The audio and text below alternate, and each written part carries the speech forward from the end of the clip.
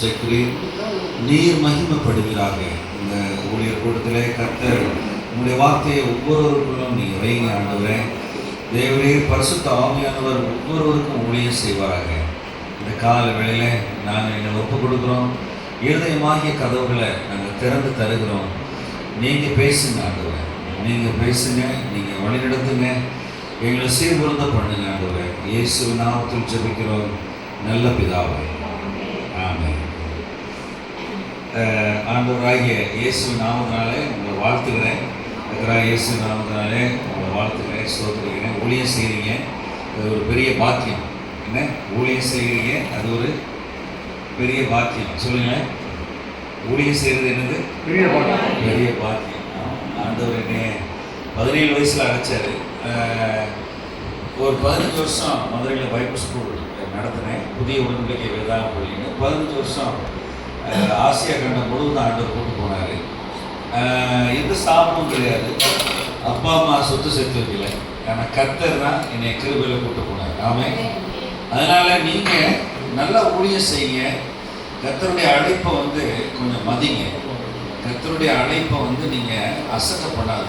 கர்த்தருடைய அழைப்பு, கர்த்தருடைய என்ன சொல்றதுன்னா, கர்த்தர் உங்களை, அதாவது பலவீனமானவர்களை தெரிந்து கொள்வார், பலமுள்ளவர்களை வெட்கப்படுத்தும்படி பலவீனமான தெரிவார். ஆண்டவர் என்ன பின்னாடி வச்சிருக்கிறாரு, என்ன பின்னாடி காரியங்களை அவர் வச்சிருக்கிறாரு அவங்க வாழ்க்கையில் அப்படின்னு ஆரம்பத்தில் உங்களுக்கு தெரியாது.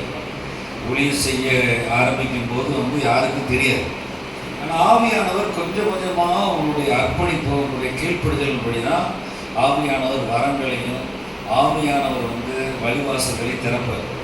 ஆனால் நீங்களே எல்லாத்தையும் நீங்கள் என்ன செய்ய கணிக்க முடியாது, நிதானிக்க முடியாது. ஆண்டவரோடு பொறுமையாக நீங்கள் நடந்து செல்லணும், கீழ்ப்படியணும். ரொம்ப கீழ்ப்படியிருப்பார்.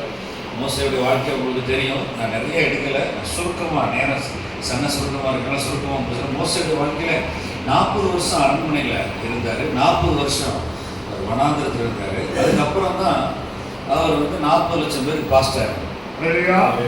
ஆனால் நீங்கள் புதிய ஏற்பாட்டில் ஒரு 3 வருஷம் கீழ்ப்படிய கஷ்டமாக இருக்குது. சில பேர் 3 வருஷம் ஆண்டவர் சீசத்துவத்தில் நடத்துறதுக்கு 3 வருஷம் எடுத்துக்கிட்டார். ஒரு அப்போஸ்தலர்கள் எல்லாம் 3 வருஷம் இயேசு கிறிஸ்து வந்த பிற்பாடு. ஆரம்ப நாட்களில் ஊழியத்தில் நீங்கள், அதாவது மனுஷீகத்தில், மாம்சத்தில், சூத்திரங்கள், தந்திரங்கள், இல்லை அந்த புக்கு படித்தேன், அந்த பாஸ்டர் அந்த ஊரில் அதை செஞ்சார், அதை இங்கே எடுத்து அப்ளை பண்ணால், அதை இங்கே எடுத்து செஞ்சால் சரிவர வராது. சரிவர அது ஆண்டவருக்கு உங்களுக்கும் கனெக்ஷன் நல்லா கிடைக்காது. ஆனால் உங்களுக்கு அழைப்புல அவர் உங்களுக்குன்னு ஒரு தனித்தன்மை, உங்களுக்குன்னு 5 தாளந்து, 3 தாளந்து, 2 தாளந்து கொடுத்துருப்பாரு. அதை ஆக்டிவேட் பண்ணணும். அதுக்கு தான் நமக்கு ஆவியானவர் உதவி தேவை. ஆவியான உங்களுக்குன்னு ஆண்டவர் சில வெளிப்பாடுகள் கொடுப்பாரு. உங்களுக்குன்னு ஆண்டவர் சில சில என்ன சொல்றதுன்னா, சில காரியங்களை இந்த சந்ததிக்கு திறந்து கொடுப்பார். அதை தேவன் சர்வ ஞானம் உள்ளவர், சர்வ ஞானி. அதை நீங்கள் செயல்படுத்துறீங்கன்னா ஊழியம் வளரும், நல்ல கனி கொடுப்பீங்க. ஆனால் நிறைய நேரங்களில் என்ன செய்யாதீங்கன்னா, ஃபார்முலா, சூத்திரம், அந்த புத்தகத்தில் எப்படி இருக்கு, அதெல்லாம் நீங்கள் வேதத்தை வாசிக்கணும். வேதத்தை அதிகமாக வாசிக்கணும். அதுக்கு மெயினாக ஊழியக்காரவங்க 28 அதிகாரம் அப்போஸ்தலர் நடவடிக்கைகள் மனப்பாடமாக தெரியும். அதாவது சட்டியில் இருந்தால் தான் அகப்பையில் வரும்னு சொல்லுவாங்க. 28 அதிகாரமும் பரிசுத்த ஆவியானவருடைய நடவடிக்கைகள். மனுஷனை கொண்டு ஆண்டவர் எப்படி 30 வருஷம் ஊழியம் பார்த்தாரு அப்படின்னு சொல்லி லூக்கா எழுதின சுவிசேஷத்தினுடைய 2ஆம் பிரபந்தம், அதாவது 2வது பகுதியை லூக்கா ஊழியத்தில் கூடவே இருந்தார். ஊழியத்தில் பவுலோட கப்பர் சேதம், பொருட்சேதம், ராத்திரி பகல் தூங்காமல் கடினமான அந்த பகுதியில் இருந்தார்.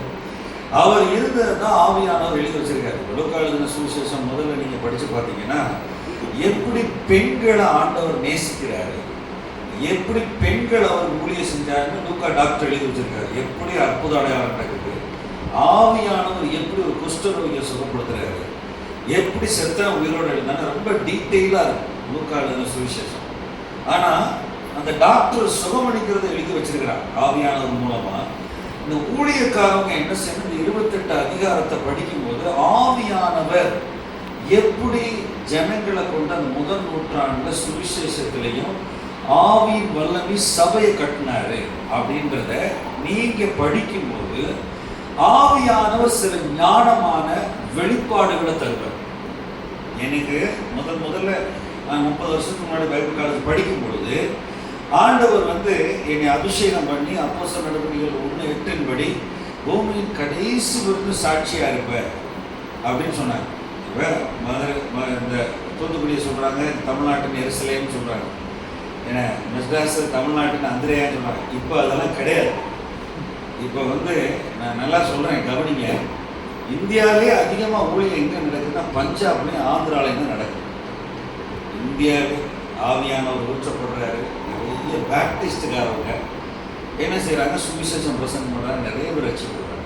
உலகத்திலே அதிகமாக ரசிக்கப்படுறது எங்கே அப்படின்னு சொன்னால் சீன தேசத்தில் ராத்திரியும் பகலும் இரவும் பகலும் கண்ணீரோட ராத்திரி ஜெபிக்கிறாங்க ரகசியமாக. கம்யூனிஸ்ட் தேசத்தில் ஒரு நாளைக்கு 20,000 பேர் ரசிக்கப்படுறாங்க.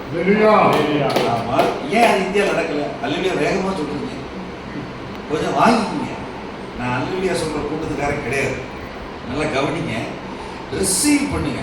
நான் சன்ன சுருக்கமாக ஆவியானவர் என்னை பிடிச்சு எடுத்ததை தான் சொல்கிறேன். நான் எங்கே போனாலும் 20 வருஷமாக நோட்ஸ் எல்லாம் பிரசங்கம் பண்ண மாட்டேன். எனக்குள்ள ஆவியானவர் பேசுகிறவர் நான் அல்ல, நீங்கள் பேசுங்கன்னு சொல்கிறேன். சரியா? கிருபை, விசுவாசம், அன்பு, இது எப்படி இருக்கு நிருபங்கள்ல, இது எப்படி ஆவியானவர் எழுதி வச்சிருக்கிறாரு, நீங்க தான் கத்துக்கணும், தோண்டணும். நீங்க தான் கவர்மெண்ட் ஸ்கூல்ல படிக்கிற ஒரு பையன் கிளாஸ் ஃபர்ஸ்ட் வர்றான் தமிழ்நாட்டில், புரோட்டா அடிக்கிற பையன், அவன் மகன் அயன் பண்றவனுடைய மகன் ஃபர்ஸ்ட் வர்றான் தமிழ்நாட்டில், முதல்வர்கிட்ட போய் பதில் சொன்னாங்க. ஆண்டவர் அந்த பாத்திரம், அந்த ஆயத்தமான பாத்திரத்தை தான் தேடும்.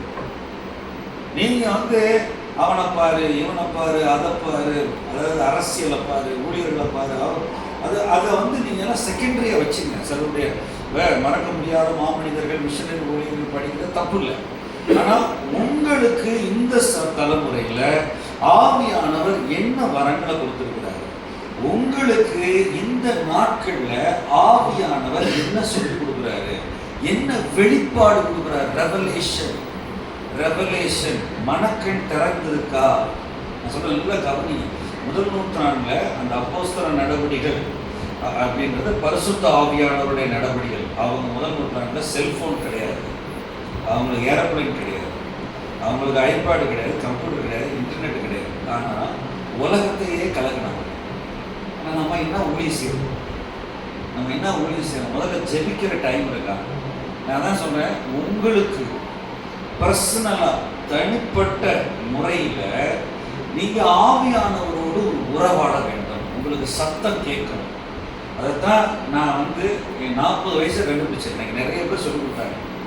நிறைய பேர் 2 பேர் எனக்கு முக்கியமாக எனக்கு பெந்தைக்கோஸ்து எழுப்புதல்ல இருந்தவங்க என் கூட 17 வருஷம் பயணிச்சாங்க. எனக்கு சில காரியங்களை எபிரேயர்கள் எனக்கு சொல்லிக் கொடுத்தாங்க. அதில் உள்ள சுவிசேஷம் 1 Corinthians 14 அதிகாரமும் ஒரு சுவிசேஷம். நான் சொல்கிறேன், நல்லா கவனிங்க. மத்தேயு, மார்க்கு, லூக்கா, யோவான் எல்லாமே இயேசு கிறிஸ்து பூமியில் நடமாடின சுவிசேஷம். இயேசு கிறிஸ்து பழைய உடன்படிக்கையின்படி யூதர்கள் வம்சத்தில் ஜூடோ கிறிஸ்டியானிட்டின்னு சொல்லி அவர் நமக்காக ஒரு ஆட்டுக்குட்டியானவராக பஸ்காவாக மரித்து அடக்கம் பண்ணப்பட்டு உயிர்த்தெழுந்த அந்த சம்பவத்தையும் அவருடைய போதனைகள் தான் போட்டிருக்கு. சரியா? மத்தேயு, மார்க்கு, லூக்கா, யோவான் அந்த 4 சுவிசேஷம். சரியா? ஆனா சபை எப்படி வளர்ந்தது, சபையில ஆவியானவர் எப்படி கிரியை செஞ்சாரு, ஆவியானவர் எப்படி சபையை கட்டினாருன்றது எங்க சுவிசேஷம் போட்டிருக்கு அப்படின்னா ரோமர் 16 அதிகாரத்தில் இருக்கு, 1 Corinthians 16 அதிகாரம், கலாத்தியர் 6 அதிகாரம், எபிரேயர் 13 அதிகாரத்தில் போட்டிருக்கு. நீங்க அதை படிக்கிறதே கிடையாது ஊழியக்காரன். நல்லா கவனிங்க. கோட்டு சுட்டு போட்டு யூடியூப்ல வர்றவங்க பூரா கள்ள உபதேசம், களவாணிப்பு, திருட, காசுக்காக ஊழியம் பார்க்கக்கூடாது. வரலவங்க ஒரு பயிலும் வரமாட்டாங்க. சொல்ற கேளுங்க. ஆவியான உறவு இல்லாம கள்ள தீர்க்கதரிசி யார் யார் பண்றாங்களோ கடைசி நாட்கள் இயேசு நாமத்தை சொல்லி காசு சம்பாதிக்கிறானோ அவன் எல்லாம் அடிபட்டு போயிடும். ஆண்டவர் மோசமானவர், நியாயம் தீர்த்தாருன்னு வச்சுங்களேன். அவர் வந்து 2000 வருஷத்துக்கு ஒரு தடவை கோவப்படுவார். எத்தனை வருஷத்துக்கு ஒரு தடவை? நம்மளாம் எப்படி இருக்கிறோம்? 2000 வருஷத்துக்கு ஒரு தடவை முடிவெடுப்பார். எடுத்தா எப்படி இருக்குன்னா நோவா ஜலப்பிரளயம் மாதிரி இருக்கும். அது எப்படி இருக்கும்? அக்கினி கந்தகமாக வந்த அந்த சோதம் குமோரா மாதிரி இருக்கும். ஆண்டவர்கிட்ட விளையாடவே முடியாது. ஊழியத்துக்கு வந்துட்டீங்க, ஆவியானவர் என்ன பேசுகிறார், ஆவியானவர் என்ன எழுதி வச்சிருக்கிறாரு, ஆவியானவர் உங்களுக்குள்ள பேசுற சத்தத்தை உங்களால கேட்க முடியுதா அப்படின்னு ஆவியானோட உறவை டெவலப் பண்ணணும். அதுதான் ரொம்ப ரொம்ப ஊழியத்தில் உங்களுக்கு வெளிப்பாடு கிடைக்கும். யாரோ வாங்கி எடுத்து நீங்க பிரசங்கம் பண்ணுங்க. வித்தியாசமா இருக்கா? ஆமா, பாருங்க. யாரோ வாங்கி எடுத்ததை யூடியூப்லாம் பார்க்கறது நிப்பாட்டுக்கு பூரா சாக்கடை. இதுதான் தேனிலும் தெளிந்தேனும். இதை படிக்கணும் டெய்லி. ஆவியானவர் பேசுவாரா பேச மாட்டாரா? ஆவியானவர் பேசுவாரா பேச மாட்டாரா? சரி, நம்மளோட தெய்வம் பேசுகிற தெய்வம் தானே. சரி, தாயின் வயிற்றில் நம்மளை உண்டாக்குனவர். சரி, நம்மளை கைவிட்டுருவாரா? சரி, ஆண்டவர் பேசுவாரா பேச மாட்டாரா சொல்லுங்க? பேசுவார். சரி, இப்போ நான் உங்களுக்கு அதிகமாக சுருக்கமாக சொல்கிறேன் சில காரியங்கள். இதில் தான் தேன் வரும். இதில் தான் தேன் வரும். தேனிலும் உலகத்திலே சிறந்த தேன் எங்கன்னா நேபாள் தேசத்தில் கிடைக்குது. அது ஒரு லிட்டர் தேன் வந்து 6000 ரூபா. அந்த தேன் வந்து 2-3 வருஷத்துக்கு கெட்டு போகாது. அது மலைக்கோட்டை தேன் சொல்லி ரொம்ப உயரமான மலையில் இமயமலையில் எடுக்கிறாங்க. அது 6000 ரூபாய்க்கு 8000 ரூபா. அந்த தேனை நான் ருசிச்சேன், சாப்பிட்டேன், போனேன் 2009-10 அங்கெல்லாம் போனேன். இதில் தான் தேன் எடுக்கணும். யூடியூப்லாம் கொஞ்சம் சுவிட்ச் ஆஃப் பண்ணிடுங்க. நைட்டு 9 மணிக்கு ஃபோனை சுவிட்ச் ஆஃப் பண்ணிடுங்க. நைட்டு 9 மணிக்கு மேலே என்ன வருது யூடியூப்னா சனியை வருது, பேய் வருது. அதிகமாக அதை பார்க்குற பிள்ளைங்க எல்லாம் சைக்காட்ரிக் ஹாஸ்பிட்டலில் கிடக்கிறாங்க. இதில் தான் ஊழியக்காரனுக்கு தேவன் அவர் மகத்துவத்தையும் கிருபையும் அன்பையும் அவர் வந்து வேதத்தின் மகத்துவங்களை எழுதி கொடுத்துருக்கிறார். இதில் முத்தெடுக்கணும். நாம சொல்லுங்களேன், இதில் முத்தெடுக்கணும். நான் வந்து நியாயப்பிரமாணமாக பைபிளை படிக்க வேணாம்.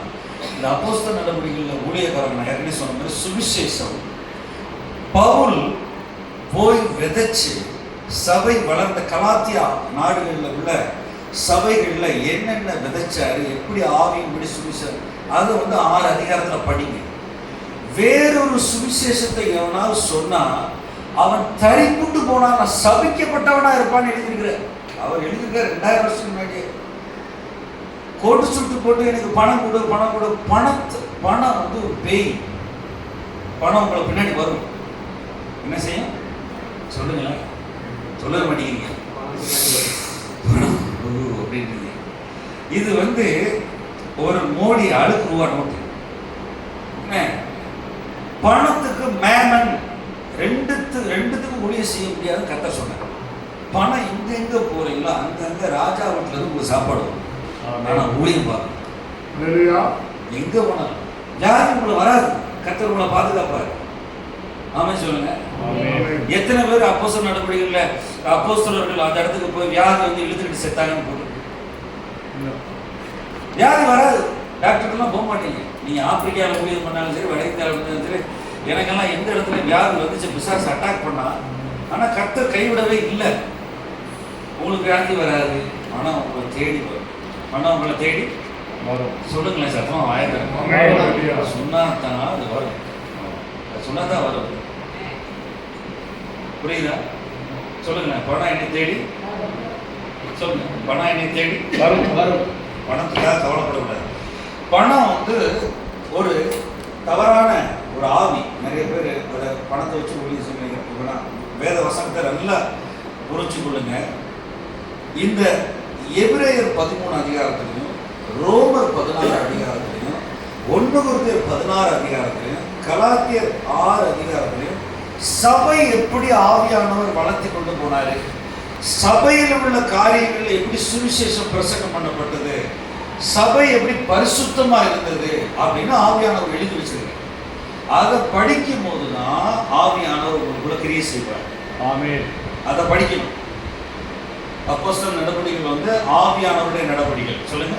ஆவியானவருடைய நடவடிக்கைகள் அப்படின்னு சொல்லி அதை படிங்க. உங்களோட ஆவியானவர் பேசுவார்.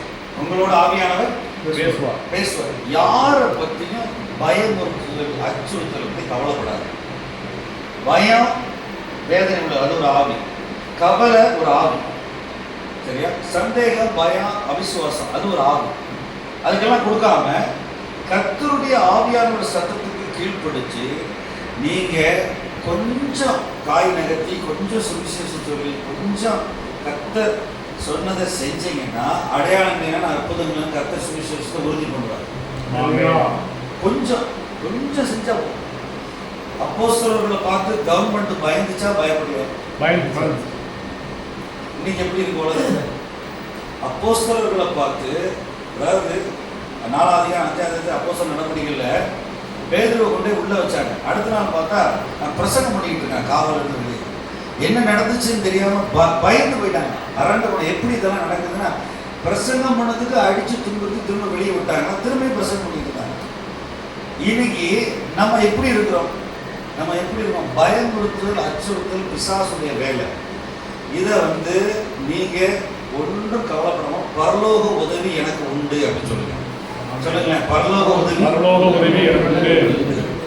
பரலோகத்திலிருந்து அப்போஸ்தலர் நடவடிக்கைகள் 12ஆம் அதிகாரத்துல தூதன் ஏரோத அடிச்சு புழுத்து செத்தாங்க. அது உங்க பைபிள் எழுதிருக்கா இல்லையா?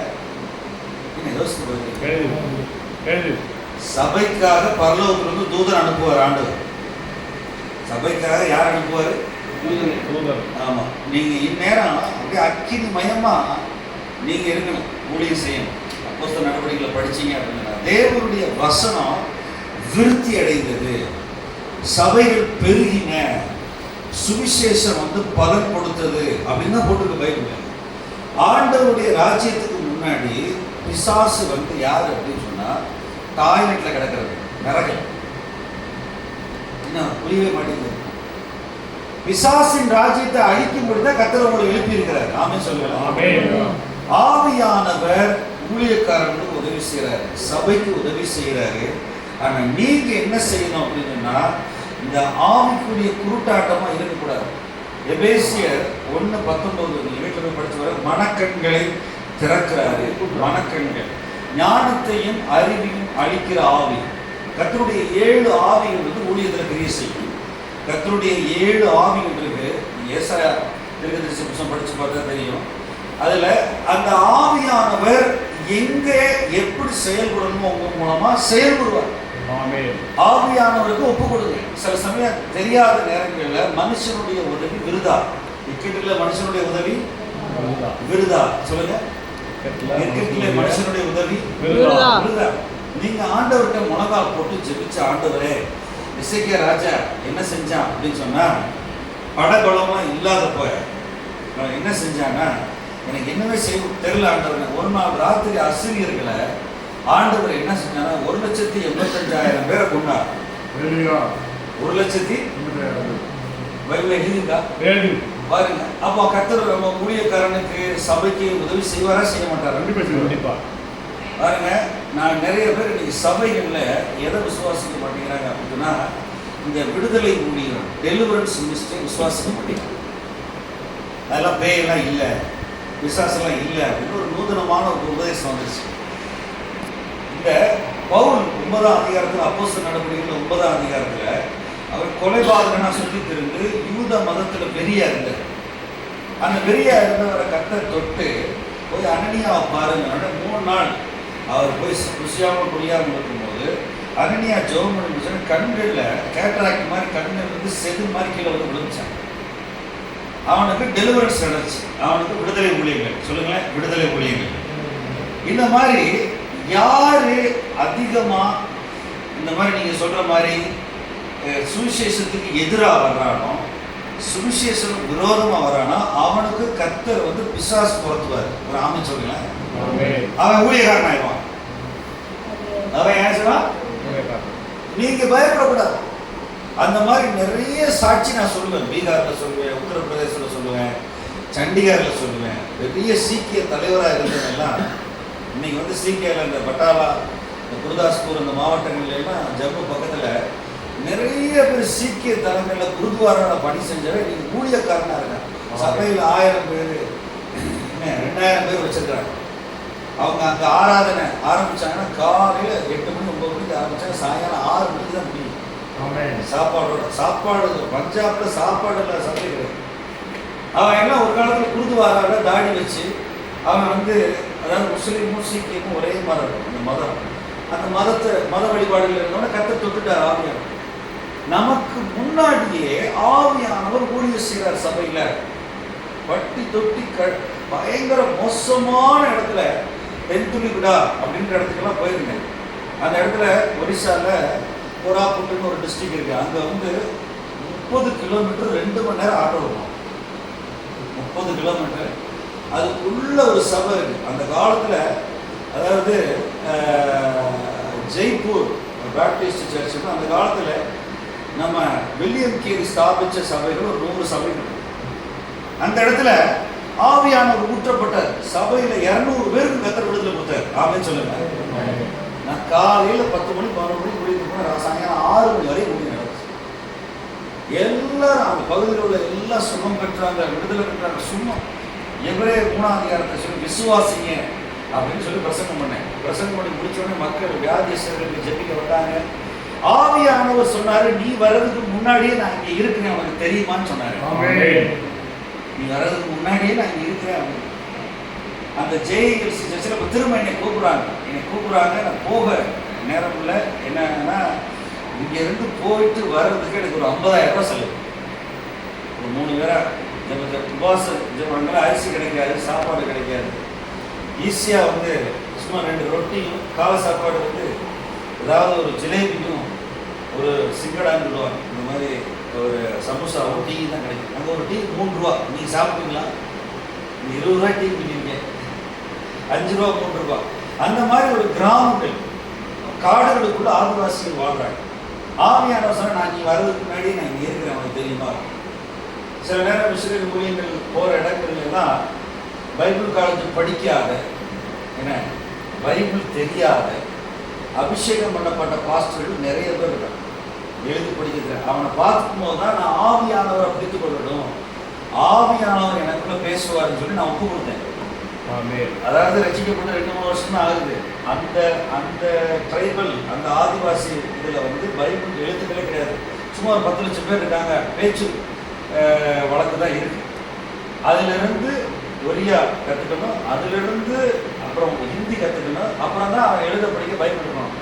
சில இடங்கள்ல ஒரியா மொழி இருக்காது, 3 டிரான்ஸ்லேஷன் பண்ணுவான். சில சமயம் நான் தமிழ்லோ இங்கிலீஷ்ல இருந்து ஹிந்தி, ஹிந்தியிலிருந்து ஒரியா, அல்லது தமிழ்ல இருந்து ஒரியால இருந்து அது ஆதிவாசி மொழி, போண்டா குய் இந்த மாதிரி ட்ரைபிள் இருக்காங்க.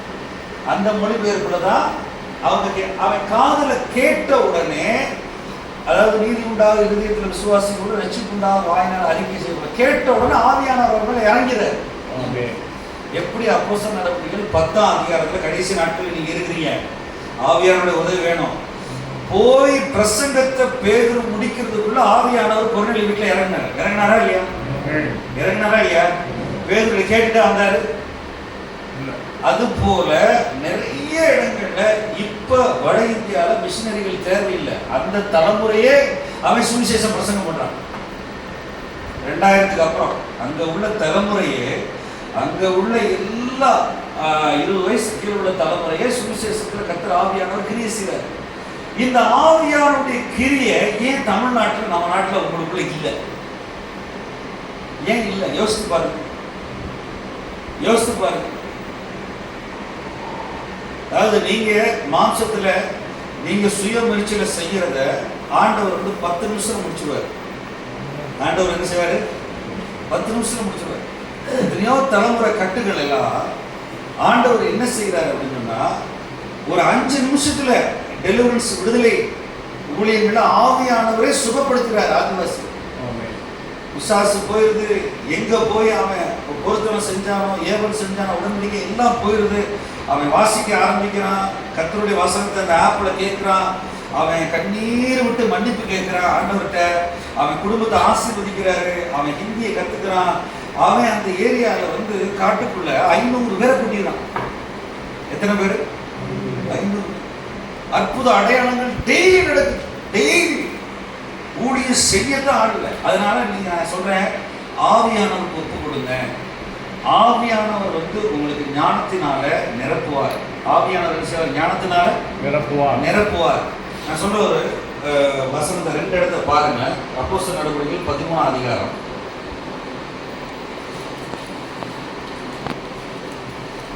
13ஆம் அதிகாரம் முதல் 3 வசனத்துல பாருங்க.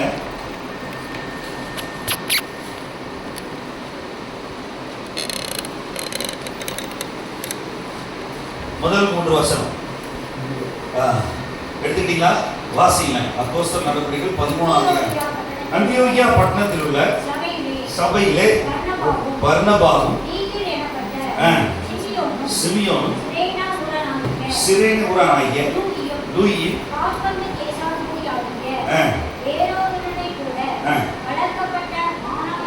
மனாயின்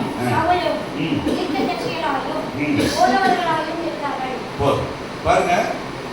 ஆவியானவர் வந்து ஒரு ஆளை வந்து மறுரூபப்படுத்துகிறார். ஆவியானவர் வந்து ஒரு ஆளை என்ன செய்யறாரு? அது வந்து அப்போஸ்தலனாகிய பவுல் 9ஆம் அதிகாரத்தில் தொடப்படுறாரு. 9ஆம் அதிகாரத்தில் தொடப்படுறாரு.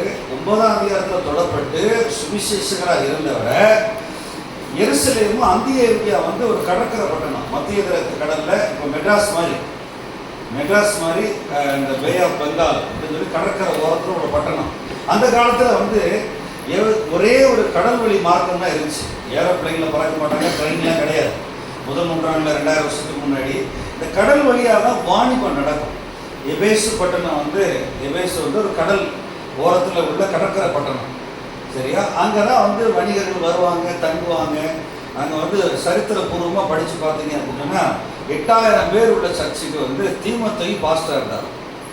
எத்தனை பேர் உள்ள சபைக்கு சொல்லுங்களேன், சத்தமாக சொல்லுங்களேன். மதுரையில் 8000 பேர் உள்ள சபை இருக்கா? இல்லை.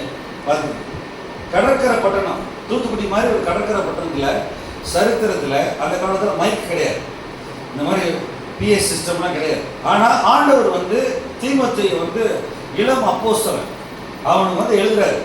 எபேசு பட்டணத்தில் வந்து அவன் ஊழியக்காரனாக இருக்கிறான். ஒவ்வொரு இடத்துலையும் மூப்பர்களையும் ஊழியக்காரர் ஏற்படுத்துகிறார் கர்த்தர். பவுல் 9ஆம் அதிகாரத்தில் அப்போஸ்தலர் இந்த சவுல் தொடப்படுறான். இங்கே எருசலேமில் வந்து தீக்கிரையாகி எல்லாரும் அடிக்கிறாங்க, மிதிக்கிறாங்க. அப்ப சபையிலிருந்து எல்லாரும் போய் விலகி இன்னொரு இடத்துல சபை ஆரம்பிக்கிறாங்க. அங்க ஊழியம் நடக்குது. கர்த்தர் வந்து அங்க ஒரு சபையை அந்தியோகியா பட்டணத்துல, அதாவது எல்லா தீமையும் கர்த்தர் நன்மையா மாற்றுவார். சொல்லுங்க, ஆமா சொல்லுங்க. எல்லா தீமையும் என்ன செய்வாரு? எல்லா சாபத்தையும் ஆசீர்வாதம் மாற்றுவார். உயிர்த்தெழுதல்ன்ற வார்த்தைக்கு என்ன அர்த்தம் அப்படின்னா, சாபத்தை ரிவர்ட் பண்ணு, தலையில் ஆக்கு அப்படின்னு. உயிர்த்தெழுதல்ன்ற இவரைய வார்த்தைக்கு என்ன அர்த்தம்னா, சாபத்தை ஆசீர்வாதமா மாத்து. அதுதான் கர்த்தர் கல்வாரி சிலுவையில செஞ்சார். உயிர்த்தெழுதல் அப்படின்னா turn the curse, revert the curse. இப்ப எங்க எருசலேம்ல இருக்கக்கூடாதுன்னு எல்லாரும் இவங்க ஒன்றா கூடுறாங்க. 3000 பேருக்கு ஞானஸ்தானம் கொடுக்குறாங்க, 5000 பேர் கூடுறாங்க, ஆராதிக்கிறாங்க, இரவும் பகலும் சகோதர சிநேகத்துல நல்லா இருக்கிறாங்க அப்படின்னு கண்டவங்க உபத்திரவப்பட்ட பொழுது இன்னொரு சபை ஆரம்பிச்சு அந்தியோகியால. அங்க 5 பேர் பாஸ்டராகவும் 5 பேர் தீர்க்கதரிசிகளா இருந்தாங்க. சொல்லுங்களேன், பாஸ்டர் தீர்க்கதரிசி. சொல்லுங்க, பாஸ்டர் உபதேசியா என்ற பேரை வந்து கெடுத்துட்டாங்க. நல்லா கவனிங்க. ஷெப்பர்ட், மேய்ப்பர். சொல்லுங்க, மேய்ப்பர். அங்க இருக்கிறாங்க. அங்க இருக்கும்போது ஆவியானவர் ஒரு வேலை செய்யணும்னு நினைக்கிறார். ஆவியானவர் ஐரோப்பாவுக்கு கடல் வழி மார்க்கமா சுவிசேஷத்தை கொண்டு போகணும், பல இடங்களுக்கு ஆவியானவர் பயன்படுத்தணும்னு சொல்லி எல்லாரும் என்ன செய்யறாங்கன்னா உபவாசம் பண்ணி ஜெபிக்கிறாங்க. சொல்லுங்களேன், உபவாசம். சத்தமா சொல்லுங்களேன், உபவாசம். பட்டினி போராட்டம் இல்லை, உண்ணாவிரதம் இல்லை, சரியா, விரதம் இல்லை. சொல்லுங்க, உபவாசம். சொல்லுங்க, சாப்பாடை வச்சு கொஞ்சம் விளக்கணும். சாப்பாடை விட்டு ஊழியக்கான சாப்பாடு தூக்கம் வந்து நம்ம காலு கீழே இருக்கணும். பசிச்சா தான் சாப்பிடணும், பசிக்கலைன்னா சாப்பிடக்கூடாது. அப்படி இருந்தீங்கன்னா தான் ஆவியானுடைய சத்தம் கேட்கும். நான் ஒரு 10-12 வருஷம் ஆண்டவர் எனக்கு சொல்லி கொடுத்தாரு, சில இடத்துல போகாத, சாப்பிடாத. பிசாசுக்கு வேலை என்ன அப்படின்னா, சாப்பாட்டு மூலம் உடன்படிக்கை பண்ணி ஆளை க்ளோஸ் பண்ணிடுவான். சாப்பாடு சாப்பிட்டா வியாதி வந்துடும். இந்தியாவில் நிறைய இடங்களில் வந்து விக்கிர ஆராதனை, வேசித்தனங்கள் இருக்கு. சரியா? நான் ஒரு சுருக்கமாக சொல்கிறேன் சில காரியங்கள்லாம். நான் வந்து பைபிள் ஸ்கூலில் 6 மணி நேரம் பிரசங்கம் பண்ணுவேன். நிறைய பேரை சீஷர்களாக மதுரையிலிருந்து 15 வருஷம் எக்ஸ்க்ளூசிவ் நான் வந்து பீகாருக்கு உத்தரப்பிரதேசத்துக்கு கூட்டு போனேன். இந்த மதுரையில் உள்ள இந்த விக்கிரக ஆராதனை எப்படி வந்துச்சு அப்படின்னா, ஒரு ராஜா வந்து கடலில் இந்த மாதிரி அந்த காலத்தில் ஜாவா கடாரான்னு சொல்லி மலேசியா சிங்கப்பூருக்கு கடலில் போயிட்டு வரும்போது இந்த கடற்கன்னி ஆவி அப்படின்றத பார்த்துக்கலாம். இடுப்பு கீழே வந்து மீன், இடுப்புக்கு மேலே பொம்பளை, அதுக்கு தான் கோயில் கட்டி வச்சுருக்காங்க. எங்கே போனாலும் விக்கிரக ஆராதனை, அசுத்தம், வேசித்தம், இது 3 இருக்கும். 3 பிரிக்க முடியாது. இதே மாதிரி வேசப்பட்டத்தில் டயானான்னு ஒரு அசுத்தமான ஒரு சிலையை செஞ்சு வச்சுருந்தாங்க. 100 மார்பகங்கள் உள்ள ஒரு சிலையை செஞ்சு அப்போஸ்தலர் நடவடிக்கைகள் 20 போட்டிருக்கு. அது 100 அடி உயர சிலையா, உலக அதிசயமா. அது என்ன அதிசயம்? அசுத்தமாக அதிசயம். இப்போ நல்லா கவனிங்க, பிசாசு ஆண்டவரை மாரியாவை கேவலப்படுத்தும். இந்த மாதிரி ஒரு போர்க்களத்தில் போராட்டத்தில் இருந்து தான் சபை உண்டாக்கப்பட்டுச்சு. கொரிந்து பட்டணத்தில், எபேசு பட்டணத்தில். இதை நீங்கள் மதுரையில் பார்த்தீங்க அப்படின்னா இந்த மாதிரி விக்கிரக ஆராதனை வேசித்தனா அசுத்தம் பார்த்தீங்கன்னா எல்லா பிசாசுடைய சம்பவங்களை எல்லாத்தையும் ஜெயித்தது தான் சபை. இதை எல்லாவற்றையும் ஆவியானவர் என்ன செஞ்சார்னா தலைகீழ மாட்டினார். உங்களுக்கு அவர் வல்லமையும் ஞானத்தையும் கிருபையும் தருவார். ஆமென் சொல்லுங்களேன். ஆமென் சொல்லுங்களேன். பரலோகத்தோட 3ஆம் வானத்தோட உறவாடுறதுன்னா ஒரு நல்ல ஊழியக்காரன், அபிஷேகம் பண்ணப்பட்டவர். எபிரேயர் 4:16 வாசிங்களேன். எபிரேயர் 4:16 ஏற்ற சமயத்தில் சகாயம் செய்யும் கிருபை அடையும்படி நமக்கு பிரதான ஆசாரியர் இருக்கார், அவர்கிட்ட போகணும். அதான் ஜெபத்தில் உடன்படிக்கையில் போகணும், அவர்கிட்ட போகணும். எபிரேயர் 4:16 வாசிங்களேன். ஆதலால் நாம் இரக்கத்தை பெறவும் ஏற்ற சமயத்தில் சகாயம் செய்யும் கிருபை அடையும் தைரியமாய் கிருபாசனத்தினா பிதாவுடைய வலது வாசம், அவர் இருக்கிற இடம். கிருபாசனம் பரலோகத்தில். ஊழியத்துக்கு தலைவர் யாரு? நம்ம இயேசு கிறிஸ்து. சொல்லுங்க, ஊழியத்துக்கு தலைவர் யாரு? இயேசு கிறிஸ்து. அவர் தான் பிரதான மேய்ப்பர், பிரதான அப்போஸ்தலர். அங்க போய் கேட்கணும். அவருக்கு ஆவி உபவாசம் இருந்தா தான் ஆவியானுடைய சத்தம் கேட்கும். கர்த்தருக்கு ஒருமனப்படணும். மாம்சத்தை கொஞ்சம் ஒடுக்கணும். மாம்சத்தை பைபிள்ல 1 கொரிந்தியர் 9:25-24 அவர் சொல்றாரு, பவுல் சொல்றாரு, மற்றவர்களுக்கு பிரசங்கிக்கிற நான் ஆகாதவனாய் போகாதபடி என்னைத்தானே ஒடுக்கிய சரீரத்தை கீழ்ப்படுத்துகிறேன். நான் நிறைய சொல்லலாம், சரீரம் பரிசுத்தாவின் ஆலயம். ஆனா நிறைய பேருக்கு ஆவியானுடைய சத்தம் கேட்காதது காரணம் என்னன்னா, அவங்க கொஞ்சம் மாம்சத்தை சிலுவையில் அறையிறது. எப்படி வாழலாம் அப்படி சொல்றாங்க. இந்த இடத்துல அவங்க உபவாசிச்சு 2ஆம் வசனம் வாசிக்கலாம். 13:2 அவர்கள் கர்த்தருக்கு ஆராதனை செய்து கொண்டிருந்த போது வாசிங்க. அப்போஸ்தலர் நடவடிக்கைகள் 13:2 பாருங்க.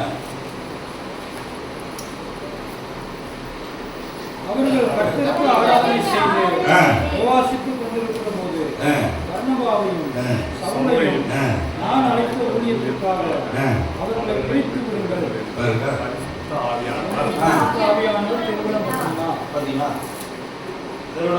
பேசினார்.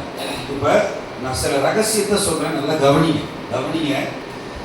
6ஆம் அதிகாரத்துல விதவைகளுக்கு சாப்பாடு பிரச்சனையில வரும்போது கர்த்தர் வந்து ஒரு 7 பேரை பிரிச்சு அவங்களை ஆசீர்வதிச்சு அவங்க வந்து என்ன செய்வாங்க, விதவைகள் ஊழியத்தெல்லாம் செய்வாங்க, சாப்பாட்டு ஊழியத்தை செய்வாங்க அப்படின்னு செய்யும் போது ஆண்டவர் பேசி அதுல 2 பேரு வல்லமையான ஊழியக்காரன் ஆயிடுறாங்க. சொல்ல புரியுதா உங்களுக்கு? யார்? பிலிப்பு ஸ்தேவான். சொல்லுங்க. பிலிப்பு ஸ்தேவான். சொல்லுங்க. பிலிப்பு ஸ்தேவான். கொஞ்சம் கவனிங்களேன். பிலிப்பு ஸ்தேவான். சொல்லுங்க. பிலிப்பு ஸ்தேவான். 6ஆம் அதிகாரத்துல ஆண்டவர் வேறு பிரிக்கிறார் ஊழியத்துக்கு. நல்லா கவனிங்க. அங்க வந்து அப்போஸ்தலர்கள் 7 பேர் மேல கையை வச்சு பந்தி விசாரிப்பு ஊழியம், உதவி ஊழியம். சொல்லுங்க, எல்லாரும் சொல்லுங்க. உதவி ஊழியம். சாப்பாட்டு கிச்சன்ல பிரச்சனை வரும்போது ஞானமா இருக்கணும். கிச்சன்ல பட்சபாதம் பண்ணக்கூடாது. சரியா? அங்க ஆண்டவர் பிரிச்சு எடுக்கிறார். அதுல 7 பேரை அபிஷேகம் பண்ணி எடுக்கும்போது அதுல 2 பேர். சொல்லுங்களேன், எத்தனை பேர்? 2 பேர். கர்த்தர் ஆவியானவர் வந்து சபைக்காக சுவிசேஷர்களுக்காக ஊழியத்துக்கு என்ன செய்யறார்? பிலிப்பும் ஸ்தேவானும் ஊழியம் செஞ்சுக்கிட்டே இருக்கிறாங்க. அப்போஸ்தலருக்கு ஈக்குவலா செய்யறாங்க ஊழியம். இங்கே நான் உங்களுக்கு ரகசியத்தை சொல்றேன். உபவாசம் பண்ணி ஊழியக்காரங்க ஜெபிக்கும் போது மிஷினரி ஊழியம் நாடு கடந்து கடல் கடந்து இனம் விட்டு இனம் மொழி விட்டு மொழி தேசம் விட்டு தேசம் போறதுக்கு பிரிச்செடுக்கிறார் ஆவியானவர். நல்லா கவனிங்க. உபவாசம் இருக்கணும், ஜெபம் இருக்கணும், ஆராதனை இருக்கணும். அப்போ ஆண்டவர் பிரிச்சு எடுத்து அவங்கள பயன்படுத்துறார். நான் சொல்றேன், நவீன எந்த கருவிகள் எக்யூப்மெண்ட் எதுவுமே கிடையாது, இன்டர்நெட் கிடையாது, செல்போன் கிடையாது, ஏரோப்ளைன் கிடையாது. அந்த இடத்துல ஆவியானவருடைய உதவியை பாருங்க. மனுஷனுக்கு அந்த ஊழியக்காரங்களுக்கு உதவியை பாருங்க. ஆண்டவர் இன்னைக்கு உங்களுக்கு உதவி செய்வாரா செய்ய மாட்டாரா? செய்வாரா. இப்போ நம்ம தான் போறது. நம்ம கவலைப்படுறோம், காசை பார்க்குறோம், அரசியலை பார்க்குறோம், எல்லாத்தையும் பார்த்துட்டு காற்றையும் கடலையும் பார்த்துட்டு முங்குறோம். ஆவியானவர் தான் தைரியத்தை கொடுக்கிறவர். ஆவியானவர் தான் தைரியத்தை கொடுக்கிறாரு. ஆவியானவர் தான் ஊழியத்தை கட்டுறாரு. நீங்க என்ன செய்யணும்னா ஆவியானவரோட ஒரு நல்ல உறவு வச்சிருக்கணும். ஆவியானவர் வேறு பிரிச்சு எடுக்கிறார். இதே இது 10ஆம் அதிகாரம் அடிங்களேன். ஆவியானவர் பேசுனது மட்டும் சொல்றேன். 10ஆம் அதிகாரம் அடிங்களேன் சொல்லி நான் முடிச்சிடுறேன். ஆமா, 10ஆம் அதிகாரத்துல பாருங்க. 10ஆம் அதிகாரத்துல அது பேதுருவோட 18, 19 பாருங்க. 18, 19, 20. பேதுரு என்று மறுபேர் தங்கியிருக்கிறாரா என்று கேட்டார்கள். பேதுரு அந்த தரிசனத்தை குறித்து சிந்தனை பண்ணி கொண்டிருக்கிறார். ஆவியானவர், இதோ 3 மனுஷர் உன்னை தேடுகிறார்கள், எழுந்து இறங்கி ஒன்றும் சந்தேகப்படாமல் அவர்களுடனே கூட போ, நானே அவர்களை அனுப்பினேன் என்று அவனுக்கு சொன்னான். பாருங்களேன், பேதுரு வந்து யூத மதத்திலிருந்து வந்தவர். சொல்லுங்களேன், யூத மதம். சத்தமா சொல்லுங்களேன், யூத மதம்.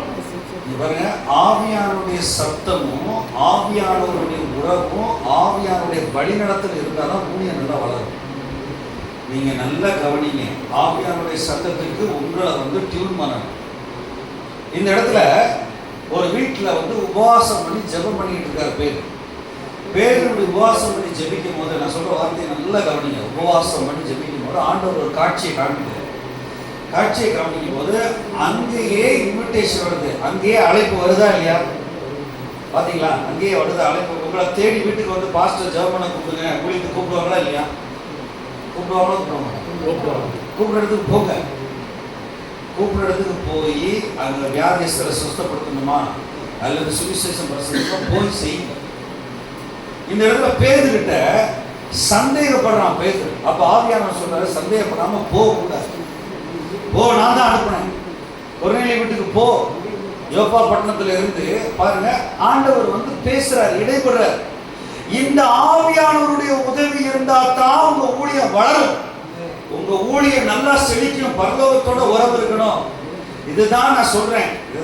நீங்க எங்க உலகத்துல எங்க போய் ஊழியம் பார்த்தாங்க, எங்க மோசமான வனாந்தரத்துல போய் ஊழியம் செஞ்சாலும், இந்த இடத்துல நான் 3 காரியம் சொன்னேன் பாருங்க. ஆவியானவர் முதல்ல 2 எவாஞ்சலிஸ்ட், 2 சுவிசேஷர்கள், பிலிப்போடையும் அவர் ஸ்தேவானோடையும் அவர் எடுத்து பயன்படுத்தினார். இங்க பேதுருவோட பேசுறார். இப்ப ஆவியானவர் சத்தம் கேட்க முடியுமா? கேட்க முடியுமா? இன்னொரு வசனத்தை வாசிங்க. ரோமர் 8, 15, 16. நான் முடிச்சிடுறேன். ரோமர் 8, 15, 16.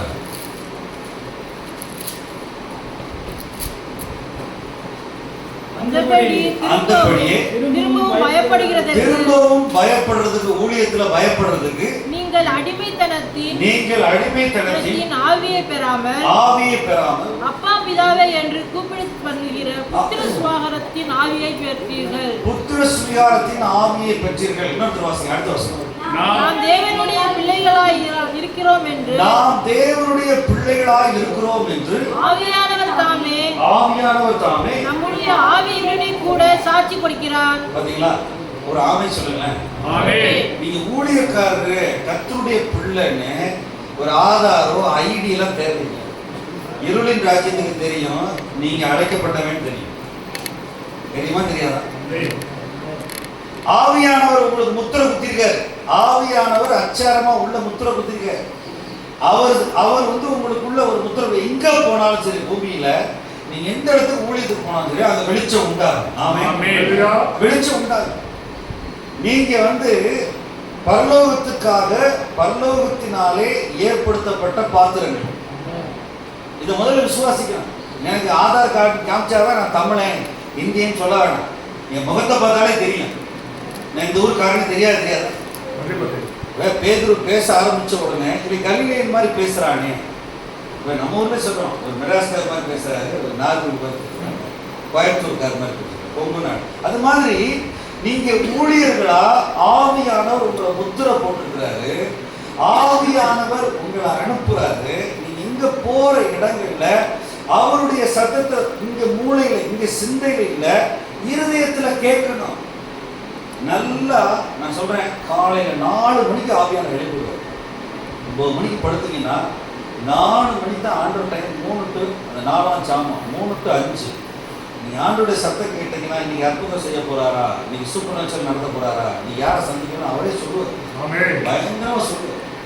அந்த 4 மணிக்கு எந்திரிக்க பழக்கம் இருந்துச்சுன்னா ஆவியான நிறைய இடத்துல நான் வந்துட்டு நீ இன்னும் தூங்குறியான்னு கேட்டேன்.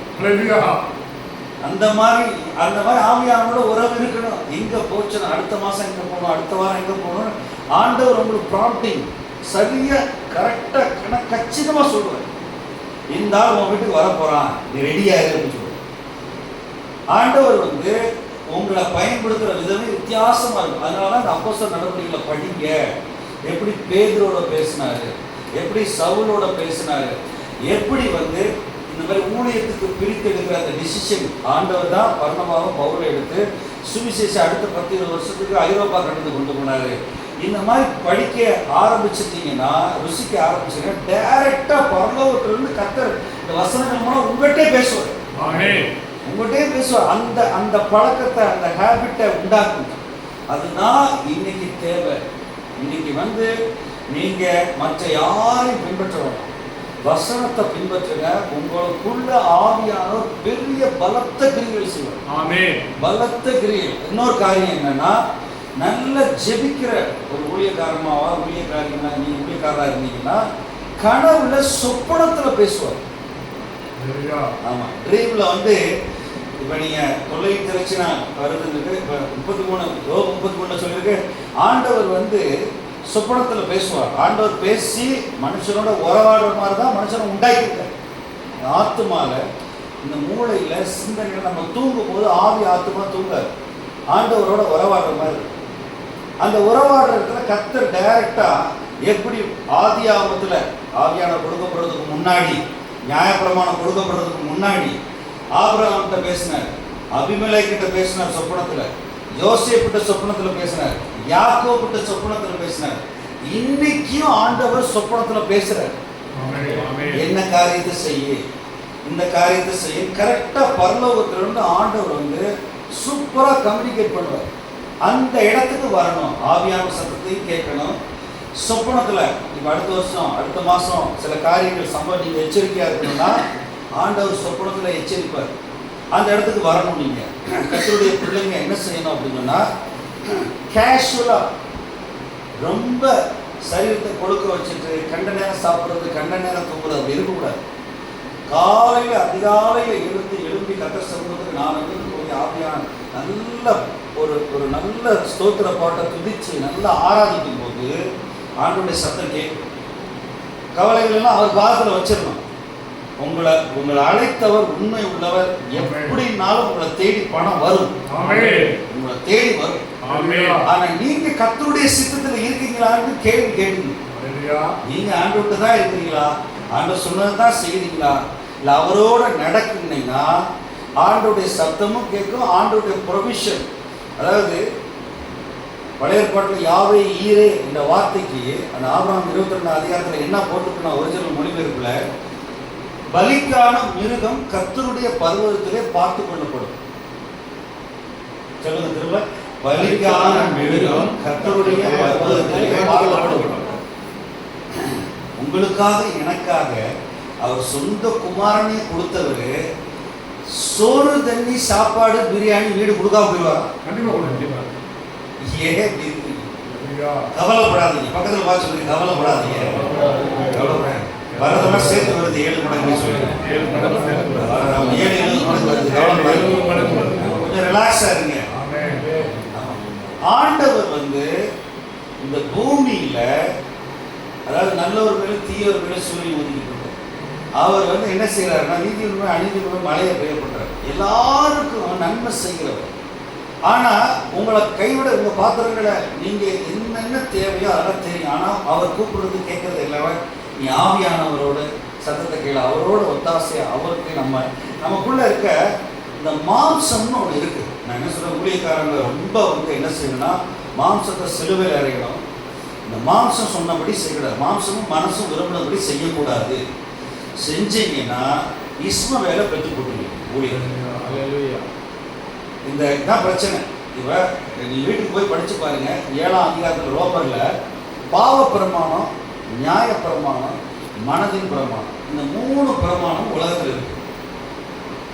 என்னென்ன பிரமாணம் சொல்லுங்க? பாவ பிரமாணம், நியாய பிரமாணம், மனதின் பிரமாணம். இது 3 வந்து போட்டு நெருக்கிட்டு. ஆனா நீங்க எதுக்குள்ள இருக்கீங்கன்னா கிருபைக்கு கீழே இருக்கிறீங்க. சொல்லுங்க, கிருபைக்கு கீழே. ரோமர் 6:14-16 கிருபைக்கு கீழ் இருக்கப்படியினால் பாவம் உங்களை மேற்கொள்ளாது, பாவம் உங்களை ஆளாது இருப்பதாக. நீங்க இயேசு கிறிஸ்து கிருபை மேல் கிருபை நிறைந்தவர் வந்தார். யோவான் 1:14 நீங்க கிருபை கீழ் இருக்கிறதுனால இந்த பாவ பிரமாணமும் நியாய பிரமாணமும் இந்த மனதின் பிரமாணமும் உங்களை ஒண்ணு செய்யாது. கர்த்தராகிய இயேசு கிறிஸ்துவினுடைய அந்த ஜீவனுடைய ஆவியின் பிரமாணம் உங்களுக்குள்ள கிரியை செய்து ஆவியானவர் உங்களுக்குள்ள இருக்கிறார். ஆமென் சொல்லுங்க. ஆமென். இந்த ஆவியானுடைய சத்தத்தை கேட்டா இந்த மாம்சத்தை ஒடுக்கலாம். இதை பழக்கணும். நான் வந்து கர்த்தருடைய சித்தத்தை செய்வேன், கர்த்தருடைய சத்தத்தை கேட்பேன். நான் வேதத்தை வந்து ஆண்டவர் சமூகத்தில் அதாவது கிளியர் மைண்ட் தெளிந்த புத்தியோட படிக்க ஆரம்பிச்சிங்கன்னா ஆவியானவர் டைரக்டாக பேசுவார். சரியா? கண்களை மூடி ஜெபிப்போமா? கண்களை மூடி ஜெபிப்போம். நான் ஒரு சில மேற்கோள்களை காட்டின கண்களை மூடி நாங்கள் ஒப்பு கொடுப்போம். ஒரு சின்ன ஜெபம் ஒப்பு கொடுப்போம். ஆண்டவரே, எங்களோடு ஆவியானவர் இடைப்படுங்க. ஆவியானவர் எங்களோடு கூட அதிகமாக பேசுங்க. ஆண்டவரே, இந்த நாட்களில் நாங்கள் ஊழியம் செய்யவும் ஆண்டவரே உமக்கென்று ஆண்டவரே நிறைய கனி கொடுக்க, நிறைய வரங்கள் கிரியை செய்ய கர்த்தர் நீங்க எங்களுக்குள்ள பேசுங்க. ஒப்பு கொடுக்குமா? நீங்க சொல்லுங்க, நீங்க ஒப்பு கொடுங்க. ஆண்டவரே, ஆவியானவரே என்னை நிறைவா நடத்துங்க, என்னை அதிகமா ஆட்கொள்ளுங்க, எனக்கு வேதத்திலிருந்து மகத்துவங்களை கற்றுக் கொடுங்க, ஆவியானவரே எனக்கு வெளிப்பாடு கொடுங்க அப்படின்னு சொல்லி நீங்க ஒப்பு கொடுங்க. கர்த்தர் உங்களோடு கூட பெரிய காரியங்களை செய்வார். கர்த்தர்